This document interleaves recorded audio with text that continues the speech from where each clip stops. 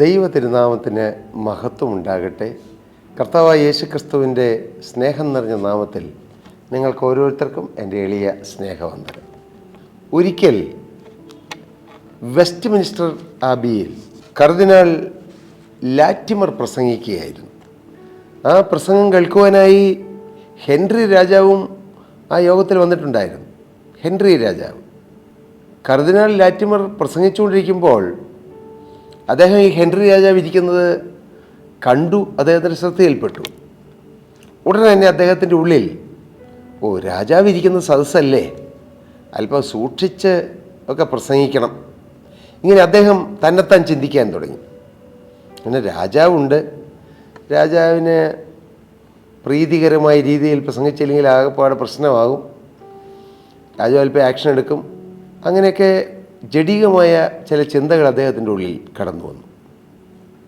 അദ്ദേഹം തീരുമാനിച്ചു ഇച്ചിരി അഡ്ജസ്റ്റ് ചെയ്തൊക്കെ പ്രസംഗിക്കാം. ഇത് ആ പ്രസംഗത്തിൻ്റെ മധ്യത്തിൽ അദ്ദേഹത്തിൻ്റെ ഉള്ളിലൂടെ കടന്നു പോകുന്ന ചില ചിന്തകളാണ്. പെട്ടെന്ന് ദൈവാത്മാവ് ഈ ലാറ്റിമർ കർദിനാളിനോട് പറഞ്ഞു, രാജാതിരാജാവ് ഇവിടെ വന്നിട്ടുണ്ട്, അതുകൊണ്ട് നീ സൂക്ഷിച്ച് പ്രസംഗിക്കണം. നിങ്ങൾക്ക് മനസ്സിലായോ? ഈ ഭൂമിയിലൊരു രാജാവ് വന്നിരിക്കുമ്പോൾ സ്വന്തം മനസ്സിൽ തോന്നി ഈ രാജാവ് ഇരിക്കുന്നതുകൊണ്ട് ഇച്ചിരി അഡ്ജസ്റ്റ് ചെയ്ത് പ്രസംഗിക്കണമെന്ന്. പക്ഷെ പരിശുദ്ധാത്മാവ് പറഞ്ഞു, മോനെ, ഈ ഭൂമിയിലെ ഒരു രാജാവ് ഇവിടെ വന്നിരിക്കുന്നുണ്ട്, പക്ഷേ നീ ഈ പ്രസംഗിക്കുമ്പോൾ ഈ സദസ്സിൽ രാജാതിരാജാവേ കർത്താവായ യേശുക്രിസ്തു വന്നിട്ടുണ്ട്, ഈ ചക്രവർത്തിമാരുടെ ചക്രവർത്തിയായ യേശുവിനെ പ്രസാദിപ്പിച്ചുകൊണ്ട് പ്രസംഗിക്കണമെന്ന്. പ്രിയപ്പെട്ടവരെ, ദൈവവേല ദൈവം പ്രസാദിക്കുന്നതായിരിക്കണം. അത് ചെറുതാകട്ടെ വലുതാകട്ടെ. ചെറുതെന്നോ വലുതെന്നോ പ്രത്യേകിച്ച് ശുശ്രൂഷയ്ക്ക് അങ്ങനെ വ്യത്യാസമുണ്ടെന്ന് ഞാൻ വിശ്വസിക്കുന്നില്ല. കാരണം എല്ലാ രാജാതിരാജാവിൻ്റെ മഹത്വമുള്ള ശുശ്രൂഷയല്ലേ.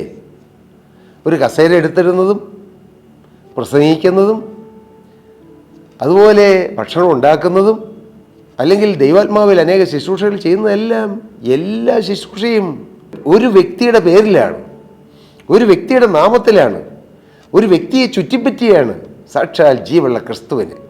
അതുകൊണ്ട് എല്ലാം ശ്രേഷ്ഠമാണ്, എല്ലാം മഹത്വമുള്ളതാണ്. അദ്ദേഹം പിന്നീട് കോംപ്രമൈസ് ഒന്നും ചെയ്യാതെ അദ്ദേഹത്തിൻ്റെ നാവിൽ പരിശുദ്ധാത്മാവ് കൊടുത്തത് രാജാവിൻ്റെ മുഖത്തേക്ക് നോക്കാതെ അദ്ദേഹം പ്രസംഗിച്ചുവെന്ന് ഞാൻ വായിക്കാനിടയായി. ദൈവം പ്രസാദിക്കുന്ന പോലെ ശുശ്രൂഷ ചെയ്യുക, മനുഷ്യർ പ്രസാദിക്കുന്ന പോലെയല്ല. ഞാൻ ഇന്നും മനുഷ്യരെ പ്രസാദിപ്പിക്കുന്നുവെങ്കിൽ ദൈവത്തിൻ്റെ ദാസനായിരിക്കില്ല എന്ന് അപ്പോസ്തലനായ പൗലോസ് പറഞ്ഞു. നമുക്ക് മനുഷ്യരെ പ്രസാദിപ്പിക്കാനുള്ള വ്യഗ്രതകളും താല്പര്യങ്ങളുമാണോ നമ്മുടെ ഉള്ളിലുള്ളത്? എങ്കിൽ നമുക്ക് വേണ്ടതുപോലെ ദൈവത്തെ പ്രസാദിപ്പിക്കാൻ കഴിയില്ല. മനുഷ്യൻ അല്പം പ്രസാദിച്ചില്ലെങ്കിലും എൻ്റെ കർത്താവ് പ്രസാദിക്കണം എന്ന ചിന്തയോടെയാണ് നിങ്ങൾ ദൈവത്തിൻ്റെ വേല ചെയ്യുന്നതെങ്കിൽ, ഒരുപക്ഷെ ഏതെങ്കിലും മനുഷ്യർക്കൊരു അല്പം അകൽച്ചയോ അല്പം നീരസമോ അല്പം നമ്മളോട് എതിർപ്പോ ഉണ്ടായാലും ഈ ജീവനുള്ള ദൈവത്തിൻ്റെ പരിശുദ്ധാത്മാവ് അവരെ ശാന്തമാക്കി നമ്മളോട് രമ്യപ്പെടുത്തിക്കൊള്ളും, വേണമെങ്കിൽ. സ്തോത്രം. ദൈവനാമോത്തപ്പെടെ ഞാനിത് വായിച്ച ഒരു സംഭവം നിങ്ങളോട് പറഞ്ഞതേ ഉള്ളൂ. നാം ഇപ്പോൾ ഇരിക്കുന്നത് രാജാതിരാജാവായ കർത്താവായ യേശുക്രിസ്തുവിൻ്റെ സാന്നിധ്യത്തിലാണ്. ആ സാന്നിധ്യത്തിൽ ഇരുന്നുകൊണ്ട് നാം വചനം ധ്യാനിക്കാൻ പോവുകയാണ്. എന്താണ് നാം പഠിച്ചു വന്നത്? രാജാക്കന്മാരുടെ 2-ാം പുസ്തകം 2-ാം അധ്യായം അതിൻ്റെ 10-ാമത്തെ വാക്യത്തിൽ പറയുന്നു, നീ പ്രയാസമുള്ള കാര്യമാകുന്നു ചോദിച്ചതെന്ന്. ഒരു പ്രവാചകൻ തൻ്റെ ശിഷ്യനായ മറ്റൊരു പ്രവാചകനോട് പറയുന്ന കാര്യമാണ്, മോനെ, നീ പ്രയാസമുള്ള കാര്യമാകുന്നു ചോദിച്ചത്. കാരണം ഈ ശ്രേഷ്ഠനായ പ്രവാചകനോട് തൻ്റെ ശിഷ്യനായ ആ പ്രവാചകൻ ചോദിച്ചത് ഇത്തിരി ഗൗരവമുള്ള കാര്യമാണ്. എന്താണ് ഏറ്റവും ഗൗരവമുള്ള കാര്യം? ഏറ്റവും പ്രഷ്യസായ കാര്യം, ഏറ്റവും വിലയുള്ളത്? മറ്റെന്താണ് വിലയുള്ളത്? പരിശുദ്ധാത്മാവ്. എനിക്ക് അങ്ങയുടെ ഉള്ളിലുള്ള പരിശുദ്ധാത്മാവിൻ്റെ ഇരട്ടി പങ്ക് കിട്ടണം. എന്തൊരു ശ്രേഷ്ഠകരമായ ചോദ്യമാണത്, ഇല്ലേ? അങ്ങനെയൊക്കെ മനുഷ്യൻ്റെ ബുദ്ധിയിൽ തോന്നുമോ? ദൈവം പണ്ട് ശലോമോനോട് ചോദിച്ചു, നീ എന്ത് വരം വേണമെങ്കിലും ചോദിച്ചോ. എന്തു വേണമെങ്കിലും ചോദിക്കാം. ശത്രു സംസ്കാരം ചോദിക്കാം, രാജ്യം വിസ്തൃതി കൂടണം ചോദിക്കാം, ധനവും സമ്പത്തൊക്കെ ചോദിക്കാം. ചോദിച്ചില്ല. ശലോമോൻ ചോദിച്ചു, കർത്താവേ, നിൻ്റെ ഈ ജനത്തെ നയിക്കുവാൻ എനിക്ക് സ്വർഗത്തിൻ്റെ ജ്ഞാനം തരണം. അങ്ങനെയൊക്കെ ആ പെട്ടെന്നുള്ള ചോദ്യത്തിനിടയ്ക്ക് മനുഷ്യരായി നമ്മളൊന്ന് വെപ്രാളപ്പെട്ട് എന്തെങ്കിലുമൊക്കെ ചോദിച്ചു പോകും. പക്ഷേ ഏറ്റവും നല്ല ചോദ്യം അതുപോലെ തന്നെയാണ് ഇവിടെ ഏലിയ പ്രവാചകൻ ചോദിച്ചു, നീ എന്തിനാണ് എൻ്റെ പിന്നാലെ നടക്കുന്നത്? ഞാൻ നിനക്ക് വേണ്ടി എന്ത് ചെയ്യണം? എലീശ പറഞ്ഞു, നിൻ്റെ ആത്മാവിൽ ഇരട്ടിപ്പങ്ക് എൻ്റെ മേൽ വരുവാറാകണം. ഈ സമയത്താണ് ഏലിയാവ് പറഞ്ഞത്, നീ പ്രയാസമുള്ള കാര്യമാണെന്ന് ചോദിച്ചതെന്ന്. പ്രിയപ്പെട്ടവരെ, നാം ചില പ്രയാസമുള്ള കാര്യങ്ങളാണ് ചോദിക്കുന്നതെങ്കിലും, നാം ചില പ്രയാസമേറിയ അനുഭവങ്ങളിലൂടെയാണ് കടന്നു പോകുന്നതെങ്കിലും, ചില പ്രയാസമേറിയ കഠിനമായ അനുഭവത്തിലൂടെ വേദനപ്പെടുത്തുന്നതായ, പ്രയാസപ്പെടുത്തുന്നതായ, നമ്മെ തടഞ്ഞു നിർത്തി മുന്നോട്ട് പോകാൻ കഴിയാതെ നമ്മെ തടസ്സപ്പെടുത്തിക്കൊണ്ടിരിക്കുന്നതായ അനുഭവത്തിലൂടെയാണ് നാം കടന്നു പോകുന്നതെങ്കിലും, പ്രയാസമുള്ള ഏത് കാര്യമാണെങ്കിലും അത് സാധ്യമാക്കി തരാൻ യേശു ജീവിക്കുന്നു. സ്തോത്രം. അതുകൊണ്ട് നിങ്ങൾ നിരാശപ്പെടേണ്ട, ഭാരപ്പെടേണ്ട. ഈ പ്രയാസമുള്ള കാര്യമാണ് ആത്മാവിനെ പ്രാപിക്കാൻ എന്നുള്ളത് ഏലിയാവ് പറഞ്ഞു. പക്ഷേ ഏലീശയ്ക്ക് ഇത് കർത്താവ് കൊടുത്തു. ഏലീശ അതിനുവേണ്ടി ചില കടമ്പകൾ കടന്നു, ചില സ്റ്റെപ്പുകൾ കയറി. ഒന്നാമത്തെ സ്റ്റെപ്പ് ഗിൽഗാലാണ്. ഗിൽഗാലിനെ കുറിച്ച് നാം പഠിച്ചു. റോളിങ് അവേ, ഉരുണ്ടുമാറുക. എന്താണ് അതിൻ്റെ ആത്മീയാർത്ഥം? ഒന്ന്, റിപ്പൻറ്റൻസ്.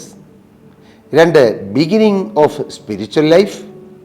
മൂന്ന്, removing all sinful nature. Separation from worldly life.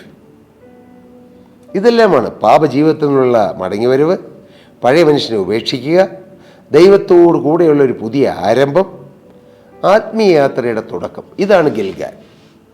ഈ ഒരു തുടക്കമില്ലാതെ വൻ കാര്യങ്ങൾ നമുക്ക് നേടാൻ കഴിയുകയില്ല.